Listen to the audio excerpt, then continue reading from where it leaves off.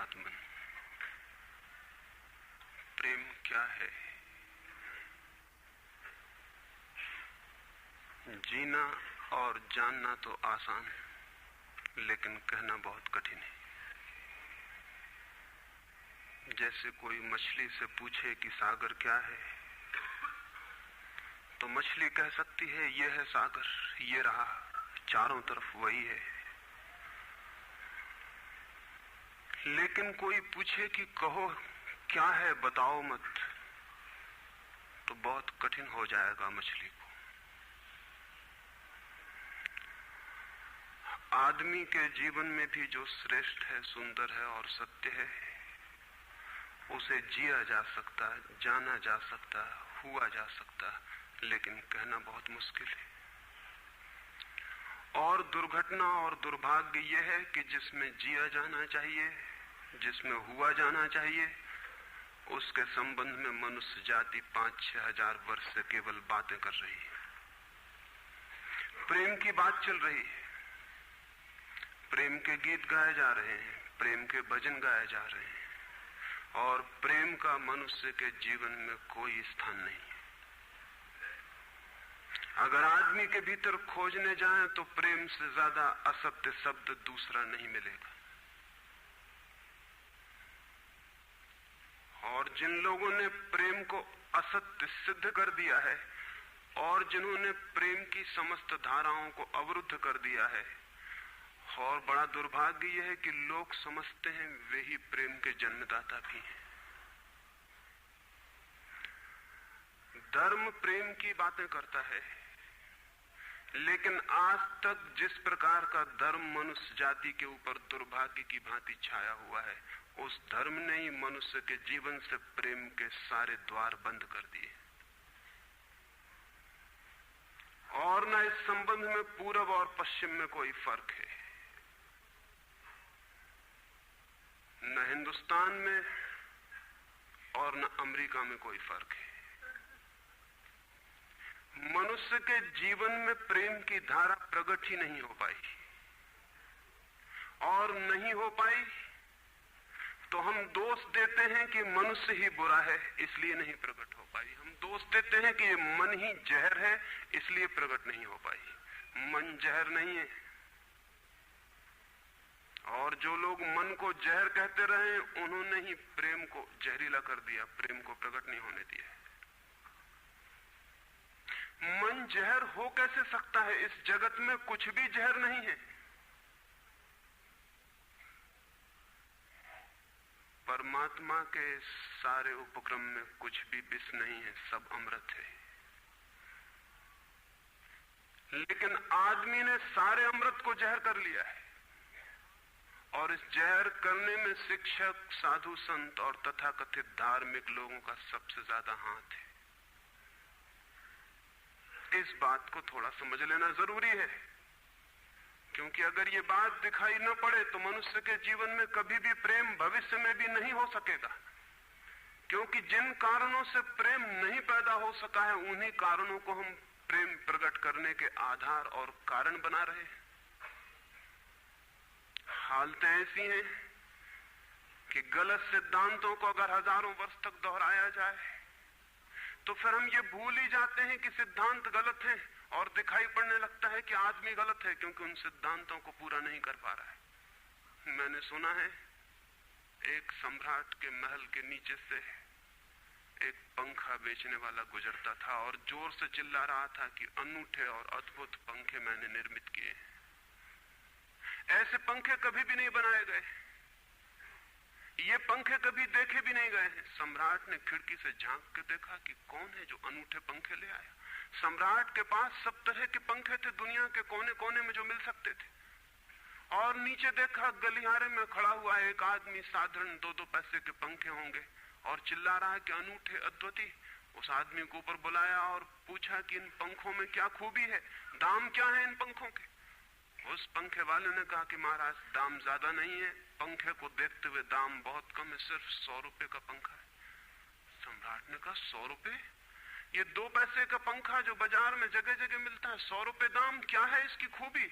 उस आदमी ने कहा खूबी ये पंखा 100 वर्ष चलता है, 100 वर्ष के लिए गारंटी है, 100 वर्ष से कम में खराब नहीं होता है।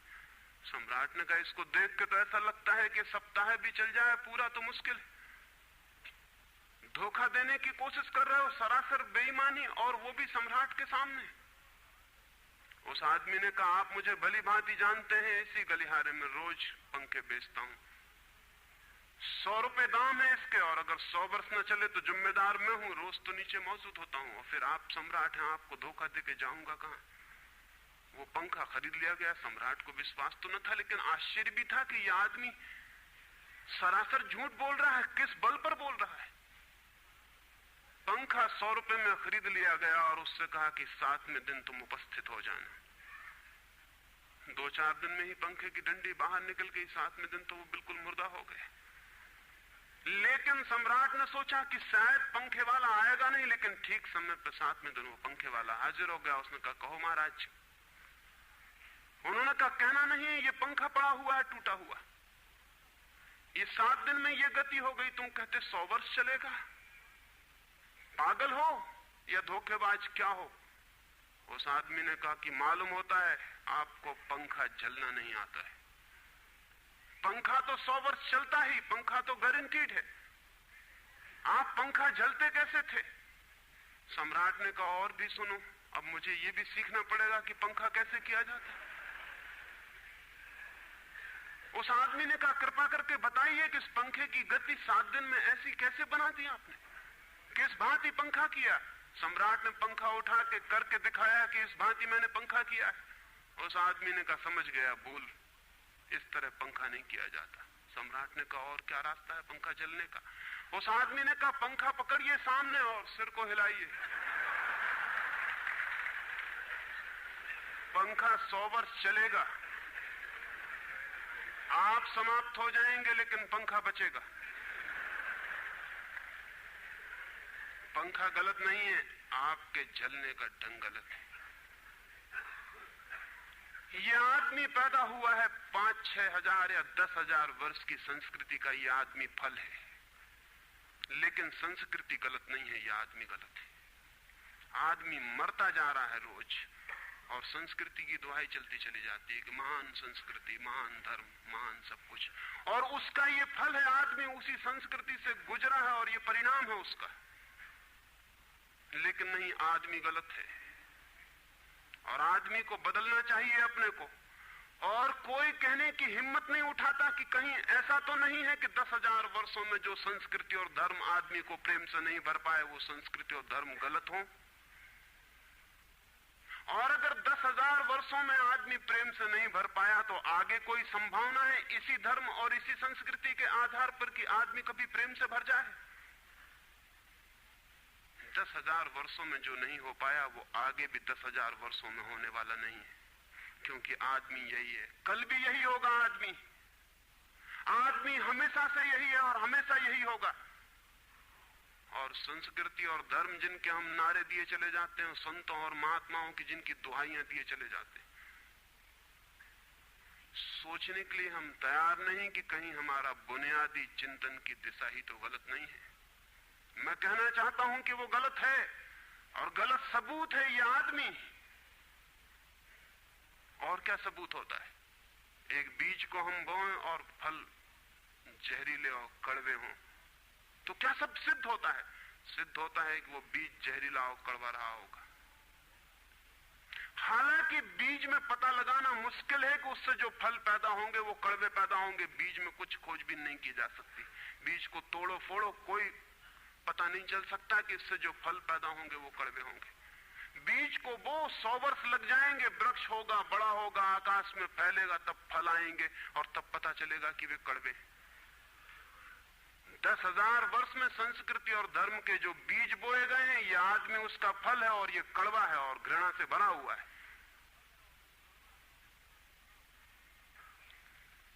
लेकिन उसी की दुहाई दिए चले जाते हैं हम और सोचते हैं उससे प्रेम हो जाएगा।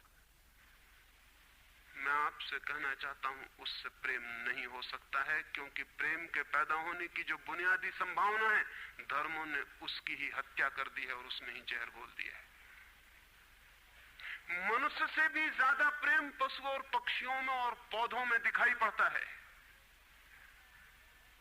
जिनके पास न कोई संस्कृति है न कोई धर्म है। संस्कृत और सुसंस्कृत और सभ्य मनुष्यों की बजाय असभ्य और जंगल के आदमी में ज्यादा प्रेम दिखाई पड़ता है, जिसके पास न कोई विकसित धर्म है, न कोई सभ्यता है, न कोई संस्कृति है।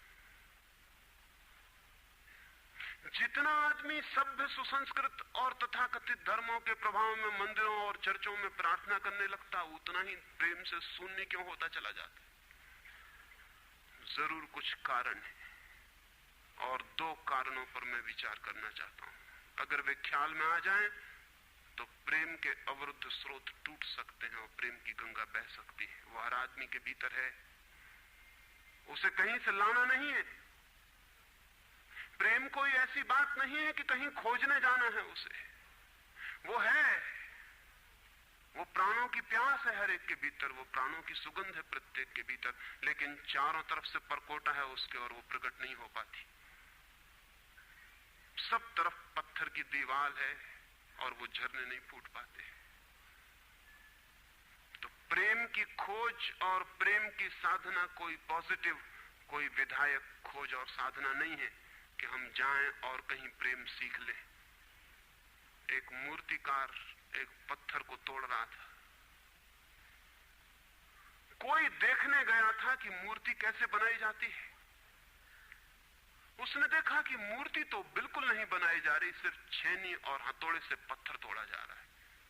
तो उस आदमी ने पूछा कि आप क्या कर रहे हैं, मूर्ति नहीं बनाएंगे? मैं तो मूर्ति का बनना देखने आया हूं, आप तो सिर्फ पत्थर तोड़ रहे हैं।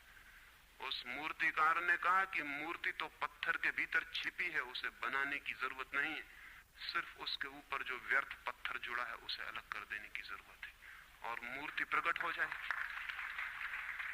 मूर्ति बनाई नहीं जाती, मूर्ति सिर्फ आविष्कृत होती है, डिस्कवर होती है, अनावृत होती है, उगाड़ी जाती है। मनुष्य के भीतर प्रेम छिपा है, सिर्फ उगाड़ने की बात है, उसे पैदा करने का सवाल नहीं है, अनावृत करने की बात है। कुछ है जो हमने ऊपर से ओढ़ा हुआ है, जो उसे प्रकट नहीं होने देता। एक चिकित्सक से जाके आप पूछें कि स्वास्थ्य क्या है, और दुनिया का कोई चिकित्सक नहीं बता सकता कि स्वास्थ्य क्या है। बड़े आश्चर्य की बात है, स्वास्थ्य पर ही तो सारा चिकित्सा शास्त्र खड़ा है, सारी मेडिकल साइंस खड़ी है, और कोई नहीं बता सकता कि स्वास्थ्य क्या है। लेकिन चिकित्सक से पूछें कि स्वास्थ्य क्या है, तो वो कहेगा बीमारियों के बाबत हम बता सकते हैं कि बीमारियां क्या हैं, उनके लक्षण हमें पता है, एक एक बीमारी का अलग अलग परिभाषा हमें पता है। स्वास्थ्य का हमें कोई भी पता नहीं है। इतना हम कह सकते हैं कि जब कोई बीमारी नहीं होती तो जो होता है वो स्वास्थ्य है। स्वास्थ्य तो मनुष्य के भीतर छिपा है, इसलिए मनुष्य की परिभाषा के बाहर है। बीमारी बाहर से आती है, इसलिए बाहर से परिभाषा की जा सकती है। स्वास्थ्य भीतर से आता है, उसकी कोई परिभाषा नहीं की जा सकती। इतना ही हम कह सकते हैं कि बीमारियों का अभाव स्वास्थ्य है। लेकिन ये स्वास्थ्य की कहां परिभाषा हुई? स्वास्थ्य के संबंध में तो हमने कुछ भी ना कहा कि बीमारियां नहीं है तो बीमारियों के संबंध में कहा। सच ये है कि स्वास्थ्य पैदा नहीं करना होता, या तो छिप जाता है बीमारियों में, या बीमारियां हट जाती हैं तो प्रकट हो जाता है। स्वास्थ्य हम में है, स्वास्थ्य हमारा स्वभाव है। प्रेम हम में है, प्रेम हमारा स्वभाव है। इसलिए ये बात गलत है कि मनुष्य को समझाया जाए कि तुम प्रेम पैदा करो। सोचना यह है कि प्रेम पैदा क्यों नहीं हो पा रहा है, बाधा क्या है, अड़चन क्या है, कहां रुकावट डाल दी गई। अगर कोई भी रुकावट ना हो तो प्रेम प्रकट होगा ही। उसे सिखाने की और समझाने की कोई भी जरूरत नहीं है। अगर मनुष्य के ऊपर गलत संस्कृति और गलत संस्कार की धाराएं और बाधाएं न हो तो हर आदमी प्रेम को उपलब्ध होगा ही, ये अनिवार्यता है। प्रेम से कोई बच ही नहीं सकता, प्रेम स्वभाव है। गंगा बहती है हिमालय से, बहेगी गंगा, उसके प्राण है, उसके पास जल है, वो बहेगी और सागर को खोज ही लेगी। न किसी पुलिस वाले से पूछेगी, न किसी पुरोहित से पूछेगी कि सागर कहां है। देखा किसी गंगा को चौरस्ते पर खड़े होकर पूछते कि सागर कहां है? उसके प्राणों में है छिपी सागर की खोज और ऊर्जा है, तो पहाड़ तोड़ेगी, मैदान तोड़ेगी और पहुंच जाएगी सागर तक। सागर कितने ही दूर हो, कितना ही छिपा हो, खोज ही लेगी। और कोई रास्ता नहीं है, कोई गाइड बुक नहीं है कि जिससे पता लगा ले कि कहां से जाना है, लेकिन पहुंच जाती है। लेकिन बांध बांध दिए जाएं, चारों तरफ परकोटे उठा दिए जाएं, प्रकृति की बाधाओं को तोड़ के तो गंगा सागर तक पहुंच जाती है, लेकिन अगर आदमी की इंजीनियरिंग की बाधाएं खड़ी कर दी जाएं तो हो सकता है गंगा सागर तक न पहुंच पाए। ये भेद समझ लेना जरूरी है। प्रकृति की कोई भी बाधा असल में बाधा नहीं है, इसलिए गंगा सागर तक पहुंच जाती है, हिमालय को काट के पहुंच जाती है। लेकिन अगर आदमी इजाद करे, इंतजाम करे, तो गंगा को सागर तक नहीं भी पहुंचने दे सकता है। प्रकृति का तो एक सहयोग है, प्रकृति तो एक हार्मनी है। वहां जो बाधा भी दिखाई पड़ती है वो भी शायद शक्ति को जगाने के लिए चुनौती है। वहां जो विरोध भी दिखाई पड़ता है वो भी शायद भीतर प्राणों में जो छिपा है उसे प्रकट करने के लिए बुलावा है। वहां शायद कोई बाधा नहीं है। वहां हम बीज को दबाते हैं जमीन में, दिखाई पड़ता है कि जमीन की एक परत बीज के ऊपर पड़ी है, बाधा दे रही, लेकिन वो बाधा नहीं दे रही। अगर वो परत ना होगी तो बीज अंकुरित भी नहीं हो पाएगा। ऐसे दिखाई पड़ता है कि एक परत जमीन की बीज को नीचे दबा रही है, लेकिन वो परत दबा इसलिए रही है ताकि बीज दबे, गले और टूट जाए और अंकुर बन जाए। ऊपर से दिखाई पड़ता है वो जमीन बाधा दे रही, लेकिन वो जमीन मित्र है और सहयोग कर रही बीज को प्रकट करने में। प्रकृति तो एक हार्मनी है, एक संगीतपूर्ण लयबद्धता है, लेकिन आदमी ने जो जो निसर्ग के ऊपर इंजीनियरिंग की है, जो जो उसने अपने यांत्रिक धारणाओं को ठोंकने की और बिठाने की कोशिश की है, उससे गंगाएं रुक गई हैं, जगह जगह अवरुद्ध हो गई हैं। और फिर आदमी को दोष दिया जाता है। किसी बीज को दोष देने की जरूरत नहीं है। अगर वो पौधा न बन पाए तो हम कहेंगे कि जमीन नहीं मिली होगी, ठीक, पानी नहीं मिला होगा, ठीक, सूरज की रोशनी नहीं मिली होगी, ठीक। लेकिन आदमी के जीवन में खिल न पाए फूल प्रेम का तो हम कहते हैं तुम हो जिम्मेवार। और कोई नहीं कहता कि भूमि ना मिली होगी, ठीक, पानी ना मिला होगा, ठीक, सूरज की रोशनी ना मिली होगी, ठीक। इसलिए यह आदमी का पौधा अवरुद्ध रह गया, विकसित नहीं हो पाया, फूल तक नहीं पहुंच पाया। मैं आपसे कहना चाहता हूं कि बुनियादी बाधाएं आदमी ने खड़ी की हैं। प्रेम की गंगा तो बह सकती है और परमात्मा के सागर तक पहुंच सकती है। आदमी बना उसलिए है कि वो बहे और प्रेम बहे और परमात्मा तक पहुंच जाए, लेकिन हमने कौन सी बाधाएं खड़ी कर दी? पहली बात, आज तक मनुष्य की सारी संस्कृतियों ने सेक्स का, काम का, वासना का विरोध किया है।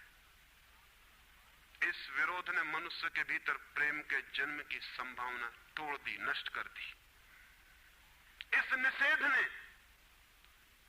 क्योंकि सच्चाई यह है कि प्रेम की सारी यात्रा का प्राथमिक बिंदु काम है, सेक्स है। प्रेम की यात्रा का जन्म गंगोत्री, जहां से गंगा पैदा होगी प्रेम की, वो सेक्स है, वो काम है। और उसके सब दुश्मन है, सारी संस्कृतियां और सारे धर्म और सारे गुरु और सारे महात्मा। तो गंगोत्री पर ही चोट कर दी, वहीं रोक दिया। पाप है काम, अधम है काम, जहर है काम। और हमने सोचा भी नहीं कि काम की ऊर्जा ही, सेक्स एनर्जी ही अंततः प्रेम में परिवर्तित होती और रूपांतरित होती। प्रेम का जो विकास है वो काम की शक्ति का ही ट्रांसफॉर्मेशन है, वो उसी का रूपांतरण है। एक कोयला पड़ा हो, और आपको ख्याल भी नहीं आएगा कि कोयला ही रूपांतरित होकर हीरा बन जाता है। हीरे और कोयले में बुनियादी रूप से कोई भी फर्क नहीं है। हीरे में भी वही तत्व हैं जो कोयले में है, और कोयला हजारों वर्ष की प्रक्रिया से गुजर के हीरा बन जाता है। लेकिन कोयले की कोई कीमत नहीं है। उसे कोई घर में रखता भी है तो ऐसी जगह जहां दिखाई ना पड़े, और हीरे को लोग छातियों पर लटका के घूमते कि वो दिखाई पड़े। और हीरा और कोयला एक ही है, लेकिन कोई दिखाई नहीं पड़ता कि इन दोनों के बीच अंतर संबंध है, एक यात्रा है। कोयले की शक्ति ही हीरा बनती है, और अगर आप कोयले के दुश्मन हो गए, जो कि हो जाना बिल्कुल आसान है क्योंकि कोयले में कुछ भी नहीं दिखाई पड़ता, तो हीरे के पैदा होने की संभावना भी समाप्त हो गई, क्योंकि कोयला ही हीरा बन सकता था। सेक्स की शक्ति ही, काम की शक्ति ही प्रेम बनती है, लेकिन उसके विरोध में सारे दुश्मन हैं उसके। अच्छे आदमी उसके दुश्मन हैं, और उसके विरोध ने प्रेम के अंकुर भी नहीं फूटने दिए, और जमीन से प्रथम से पहली सीढ़ी से नष्ट कर दिया भवन को। फिर वो हीरा नहीं बन पाता कोयला, क्योंकि उसके बनने के लिए जो स्वीकृति चाहिए, जो उसका विकास चाहिए, जो उसको रूपांतरित करने की प्रक्रिया चाहिए, उसका सवाल ही नहीं उठता। जिसके हम दुश्मन हो गए, जिसके हम शत्रु हो गए, जिससे हमारी द्वंद्व की स्थिति बन गई और जिससे हम निरंतर लड़ने लगे, अपनी ही शक्ति से आदमी को लड़ा दिया गया है, सेक्स की शक्ति से आदमी को लड़ा दिया गया है। और शिक्षाएं दी जाती हैं कि द्वंद्व छोड़ना चाहिए, कॉन्फ्लिक्ट छोड़नी चाहिए, लड़ना नहीं चाहिए। और सारी शिक्षाएं बुनियाद में सिखा रही हैं कि लड़ो, मन जहर है तो मन से लड़ो, जहर से तो लड़ना पड़ेगा। सेक्स पाप है तो उससे लड़ो। और ऊपर से कहा जा रहा है कि द्वंद्व छोड़ो। जिन शिक्षाओं के आधार पर मनुष्य द्वंद्व से भर रहा है, वही शिक्षाएं दूसरी तरफ कह रही हैं कि द्वंद्व छोड़ो। एक तरफ आदमी को पागल बनाओ और दूसरी तरफ पागल खाने खोलो कि उनका इलाज करना है। एक तरफ कीटाणु फैलाओ बीमारियों के, और फिर अस्पताल खोलो कि बीमारियों का इलाज यहां किया जाता है। एक बात समझ लेनी जरूरी है संबंध में, मनुष्य कभी भी काम से मुक्त नहीं हो सकेगा। काम उसके जीवन का प्राथमिक बिंदु है, उसी से जन्म होता है। परमात्मा ने काम की शक्ति को ही, सेक्स को ही सृष्टि का मूल बिंदु स्वीकार किया है। और परमात्मा जिसे पाप नहीं समझ रहा, महात्मा उसे पाप बता रहे हैं। अगर परमात्मा उसे पाप समझता है तो परमात्मा से बड़ा पापी इस पृथ्वी पर, इस जगत में, इस विश्व में कोई भी नहीं है। फूल खिला हुआ दिखाई पड़ रहा है। कभी सोचा है कि फूल का खिल जाना भी सेक्सुअल एक्ट है? फूल का खिल जाना भी काम की एक घटना है, वासना की एक घटना है। फूल में है क्या उसके खिल जाने में? उसके खिल जाने में कुछ भी नहीं है। वे बिंदु हैं, पराग के, वीरी के कण हैं, जिन्हें तितलियां उड़ा के दूसरे फूलों पे ले जाएंगी और नया जन्म देंगी। एक मोर नाच रहा है और कवि गीत गा रहे हैं, और संत भी देख के प्रसन्न होंगे, लेकिन उन्हें ख्याल नहीं कि नृत्य एक सेक्सुअल एक्ट है। मोर पुकार रहा है अपनी प्रेयसी को या अपने प्रेमी को, वो नृत्य किसी को रिझाने के लिए। पपीहा गीत गा रहा है, कोयल बोल रही है। एक आदमी जवान हो गया है, एक युवती सुंदर होकर विकसित हो गई है। वो सब की सब सेक्सुअल एनर्जी की अभिव्यक्तियां हैं। वो सब का सब काम का ही रूपांतरण है। वो सब का सब काम की ही अभिव्यक्ति, काम की ही अभिव्यंजना है। सारा जीवन, सारी अभिव्यक्ति, सारी फ्लावरिंग काम की है। और उस काम के खिलाफ संस्कृति और धर्म आदमी के मन में जहर डाल रहे हैं, उससे लड़ाने की कोशिश कर रहे हैं। मौलिक शक्ति से मनुष्य को उलझा दिया है लड़ने के लिए, इसलिए मनुष्य दीनहीन, प्रेम से रिक्त और थोथा और ना कुछ हो गया है। काम से लड़ना नहीं है, काम के साथ मैत्री स्थापित करनी है और काम की धारा को और ऊंचाइयों तक ले जाना है। किसी ऋषि ने किसी वधू को 9 वर और वधू को आशीर्वाद देते हुए कहा था कि तेरे 10 पुत्र पैदा हों और अंततः तेरा पति तेरा 11वां पुत्र हो जाए।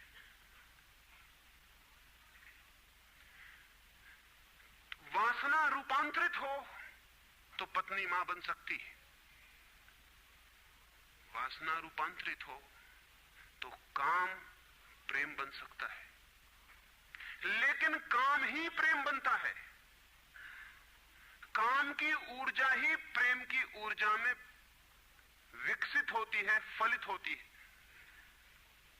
लेकिन हमने मनुष्य को भर दिया है काम के विरोध में। इसका परिणाम यह हुआ कि प्रेम तो पैदा नहीं हो सका, क्योंकि वो तो आगे का विकास था, काम की स्वीकृति से आता। प्रेम तो विकसित नहीं हुआ और काम के विरोध में खड़े होने के कारण मनुष्य का चित्त ज्यादा से ज्यादा कामुक और सेक्सुअल होता चला गया। हमारे सारे गीत, हमारी सारी कविताएं, हमारे चित्र, हमारी पेंटिंग्स, हमारे मंदिर, हमारी मूर्तियां सब घूम फिर के सेक्स के आसपास केंद्रित हो गई। हमारा मन ही सेक्स के आसपास केंद्रित हो गया। इस जगत में कोई भी पशु मनुष्य की भांति सेक्सुअल नहीं है। मनुष्य 24 घंटे सेक्सुअल हो गया। उठते बैठते सोते जागते सेक्स ही सब कुछ हो गया। उसके प्राण में एक घाव हो गया, विरोध के कारण, दुश्मनी के कारण, शत्रुता के कारण। जो जीवन का मूल था उससे मुक्त तो हुआ नहीं जा सकता था, लेकिन उससे लड़ने की चेष्टा में सारा जीवन रुग्ण जरूर हो सकता था, वो रुग्ण हो गया है। और ये जो मनुष्य जाति इतनी ज्यादा कामुक दिखाई पड़ रही है, इसके पीछे तथाकथित धर्मों और संस्कृति का बुनियादी हाथ है। इसके पीछे बुरे लोगों का नहीं, सज्जनों और संतों का हाथ है। और जब तक मनुष्य जाति सज्जनों और संतों के इस अनाचार से मुक्त नहीं होती, तब तक प्रेम के विकास की कोई संभावना नहीं।